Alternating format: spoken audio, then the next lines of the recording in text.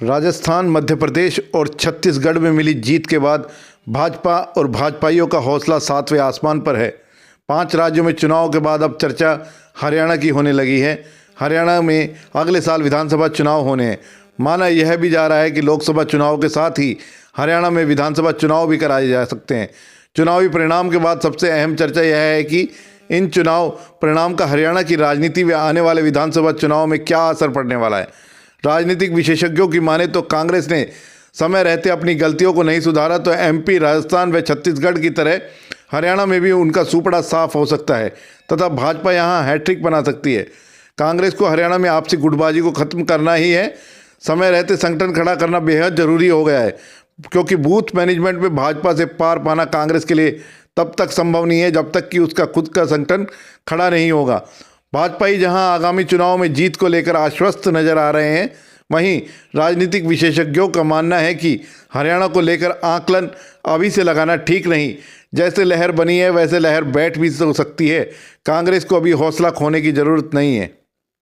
देखिए, जो 3 तारीख को परिणाम आए, वो 3 तारीख को परिणाम आते ही पूरे देश के अंदर, क्योंकि पहले तो हम लोग कहते थे, पूरा देश कहता था मोदी है तो मुमकिन है, और अब एक नई बात चल पड़ी कि मोदी की गारंटी, क्योंकि तीनों प्रदेशों में जाके मोदी जी के चेहरे पे चुनाव लड़ा गया और मोदी जी ने एक ही बात कही कि भाई ये मेरी गारंटी है कि लोगों को, गरीब लोगों को के जीवन के अंदर कैसे रोशनी लानी है, कैसे अच्छा सुशासन देना है।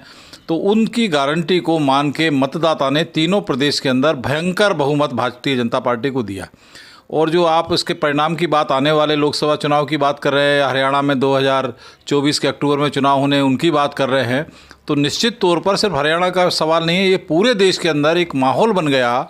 और इसका परिणाम आते के साथ ही ऐसा माहौल बन गया कि 2024 जो है पूरी तौर पर, चाहे वो प्रदेश की सरकार का मामला हो, चाहे केंद्र के चुनाव का मामला हो, वो भारतीय जनता पार्टी का है और मोदी जी का है और मोदी जी के नाम की गारंटी का है।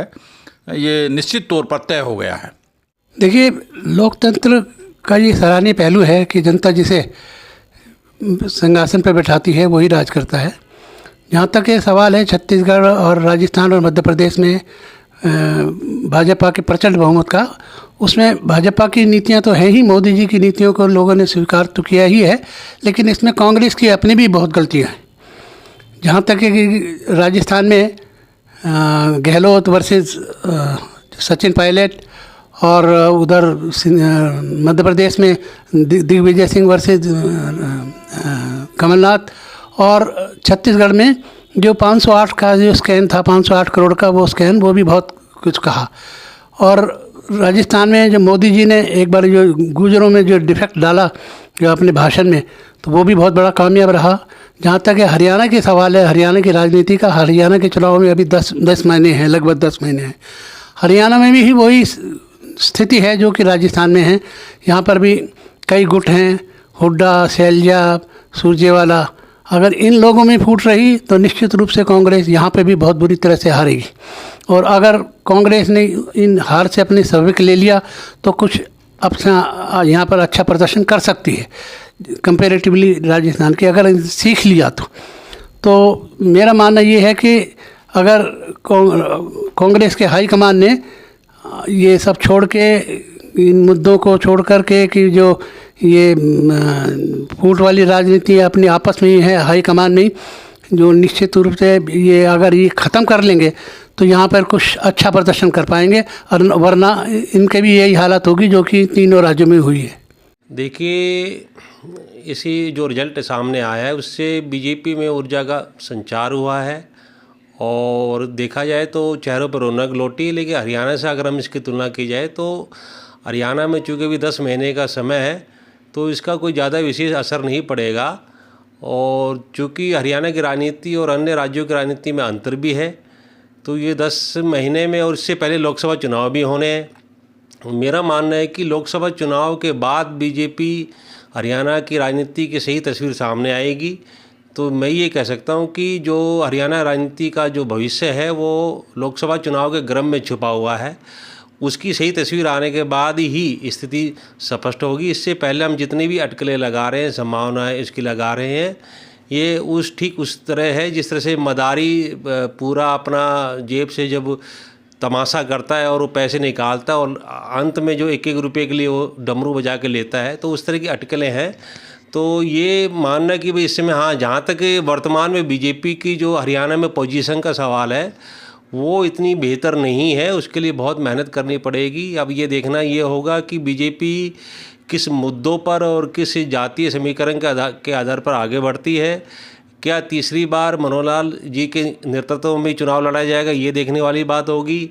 सबसे बड़ी बात ये है कि बीजेपी विशेष तौर से जाट और SC ST वर्ग को कितना अपने विश्वास में ले पाती, ये बहुत अपने आप में महत्वपूर्ण बात रहेगी और जो आसान नज़र नहीं आ रहा है। लेकिन इतना क्लियर है कि बीजेपी 2024 में हरियाणा में नॉन जाट की राजनीति के आधार पर ही अपने आप को सत्ता में आना देखना चाहेगी। इसलिए उसने जो प्रयोग किए हैं ओम प्रकाश धनखड़ जी को हटाकर नायब सैनी जी का प्रदेश अध्यक्ष बनना और तमाम तरह के जो प्रयास कर रही है कि अन्य गैर जाट जो भी उन्होंने पिछले दिनों अभी अलग अलग समुदाय की जितने भी जो रैलियाँ हो रही है, सम्मेलन हो रहे हैं, मुख्यमंत्री जी वहाँ जा रहे हैं, घोषणाएं कर रहे हैं, तो इससे साफ जाहिर हो रहा है कि बीजेपी 2024 में नॉन जाट की पॉलिटिक्स पर ही आगे बढ़ना चाहेगी। और जहाँ तक कार्यकर्ताओं में और बीजेपी के अंदर जो चल रहा है वो इतना बेहतर नहीं है। जितने भी 2013-14 में कांग्रेस के टॉप लीडर जो बीजेपी में आए थे, आज वो बीजेपी से काफ़ी अपने आप को असहज महसूस कर रहे हैं। वीरेंद्र सिंह डोमरका जी बार बार इशारा कर चुके हैं, राव इंद्रजीत सिंह जी पूरी तरीके से अभी समय को देख रहे हैं, लेकिन उनकी खामोशी भी ये बता रही है कि वो कहीं ना कहीं बीजेपी की कार्यप्रणाली से संतुष्ट नहीं है। तो बहुत सी बातें समय के अनुसार बदलती रहेगी।